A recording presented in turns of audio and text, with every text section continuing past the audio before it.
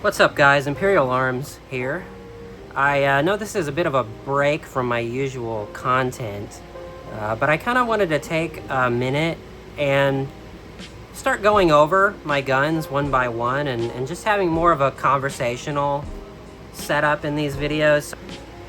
So starting off, just to clarify, this is the E-11 ROTJ, Return of the Jedi version. This is a premium heavy version that we offer.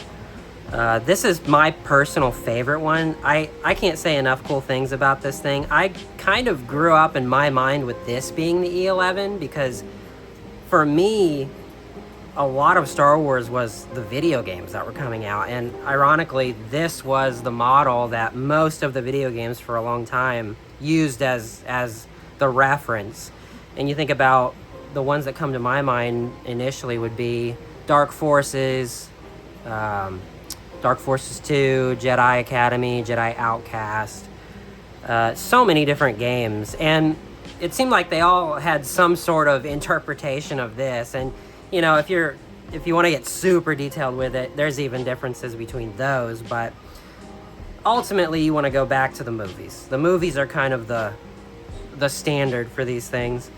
And interestingly enough, you can go online. It's pretty easy to find a fairly large catalog of old Polaroid images of the original prop from the original prop maker. And so this was one of those situations where I had a bounty of reference, and it was really just about how detailed I wanted to be, and I'm the type of person that wants to be as detailed as possible. So for me, that was a treasure trove, and I've wanted to do this for so long. I'm so glad it finally happened. But on to the gun itself. And that reminds me, leave a comment if there's one thing that you would add to this that isn't already on here that you really think would make it pop. Most of this, at first glance, is going to be recognizable to people as the British Sterling. The things like the grip, the body, most of these things are elementally speaking the British Sterling.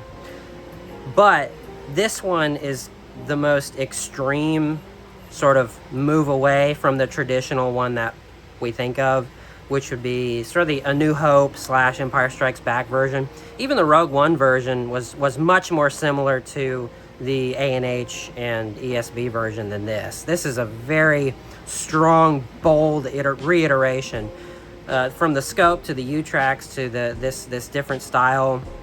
I don't even know if you'd call this a T-track, to be honest. It's so different. It's more of a brick track, but I'm gonna go over all this, and if you're interested and you like the details, this will be pretty enjoyable for you, and it's enjoyable for me to have more of a one-on-one dialogue for once.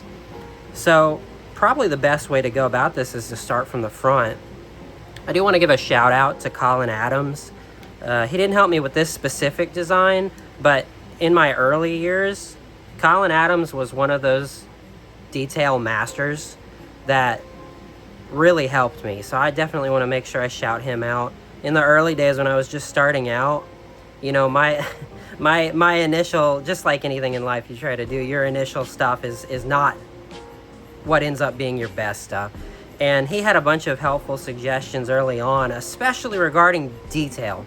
Now, most people, they don't really think about what kind of screw is this, or what kind of bolt is this, or, you know, but he was the type of person that was very much detailed like that. And I've tried to sort of implement that style of thinking as best I can, because I do very strongly believe that the end product, even though most people may not initially understand that's what's making it look good, that's what's making it look good. So I try to carry that. So anyway, shout out to you, man. I really appreciate you. So starting at the front, let's just start at the very front. So inside you'll see the steel rod. This is, like I said, the heavy premium version. This is the most unique out of all the E-11 barrels. Even unique iterations that are somewhat newer, like the E-22 and the E-10, the E-10.5, they all retain the original sort of essence of the A New Hope version. And you'll know what I'm talking about if you go look up pictures of the front of one of these.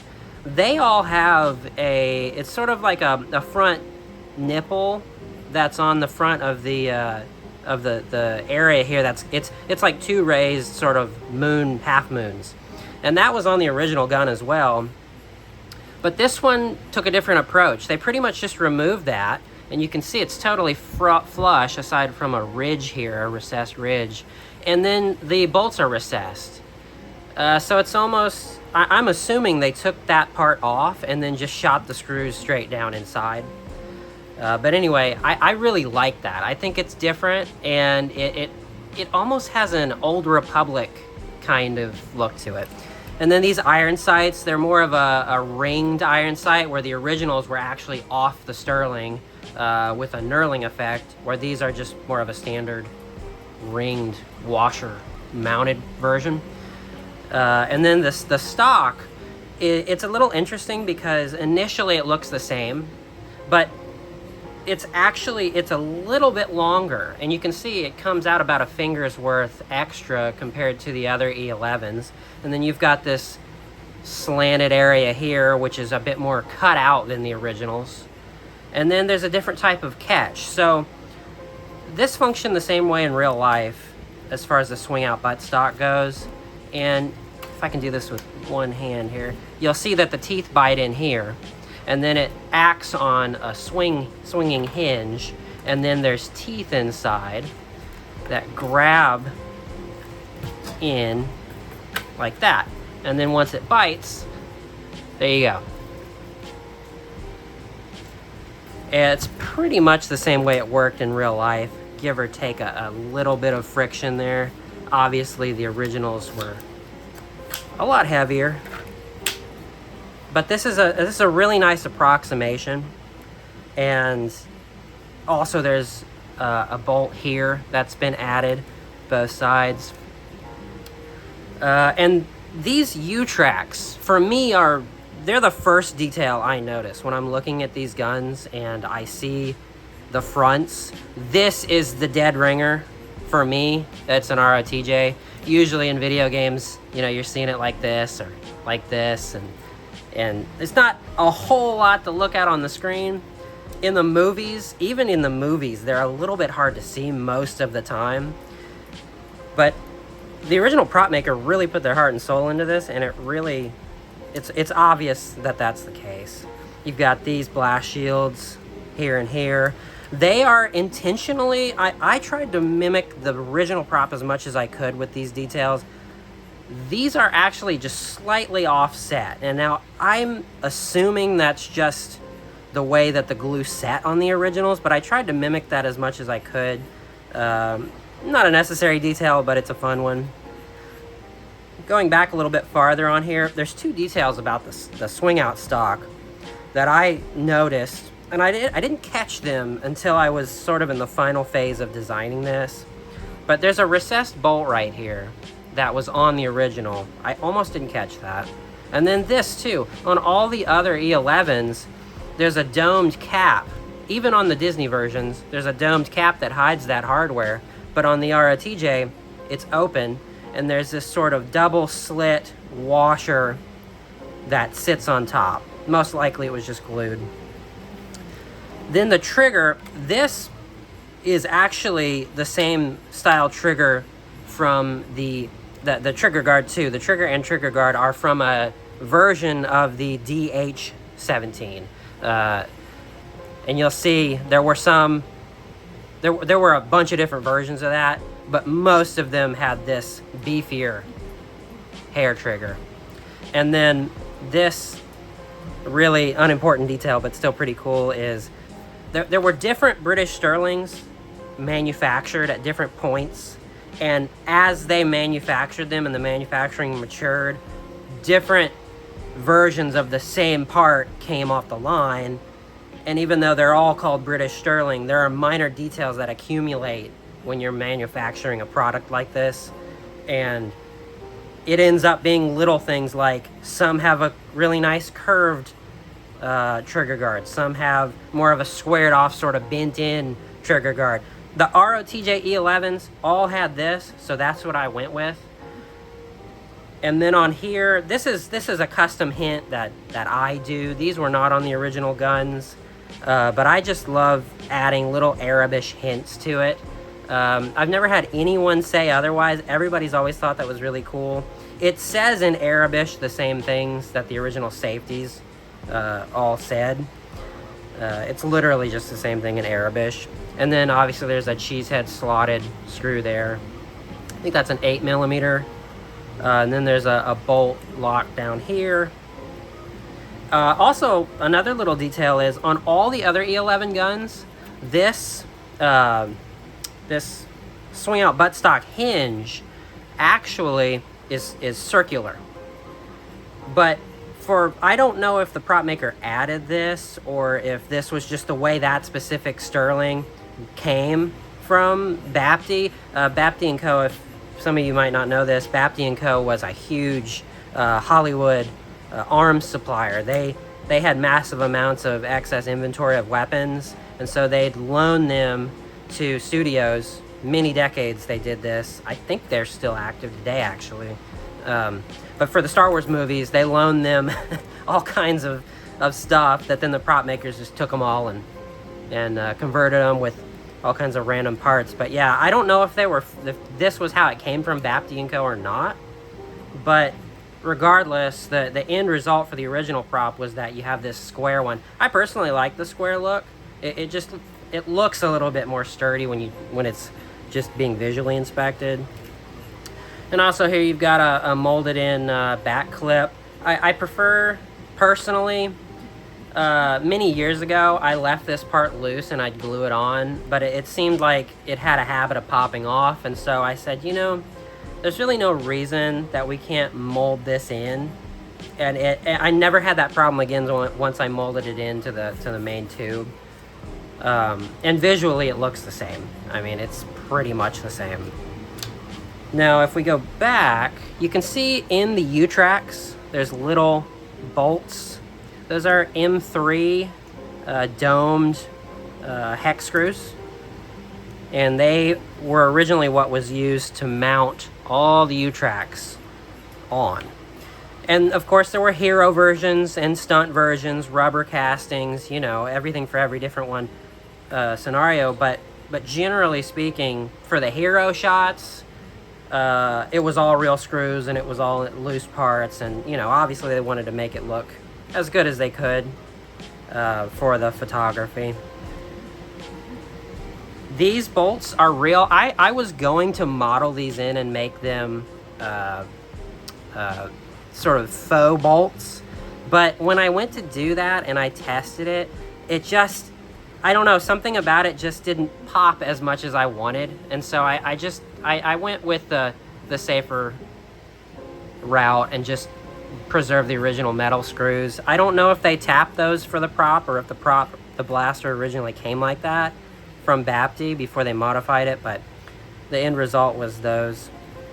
Now, another thing that sets this ROTJ E-11 apart from the other E-11s of the franchise is that this does not have the actual silver cocking door lever mechanism that all the other E-11s have.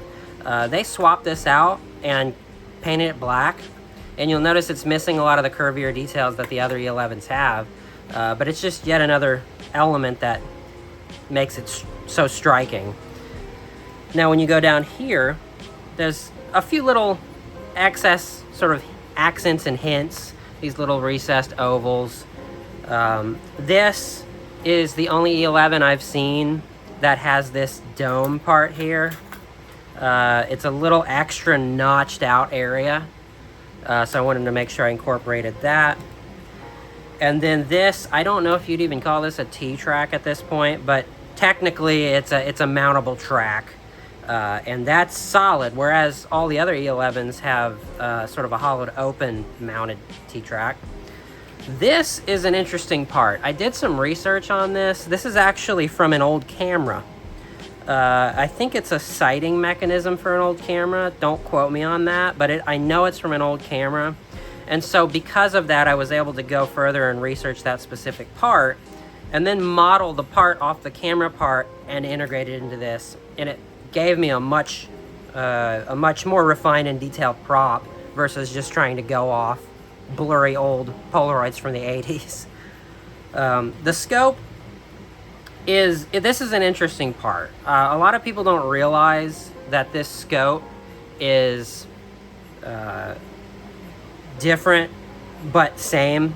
So what I mean by that is there's elements of this, like the way this mounts, that you see in other guns like the DH-17.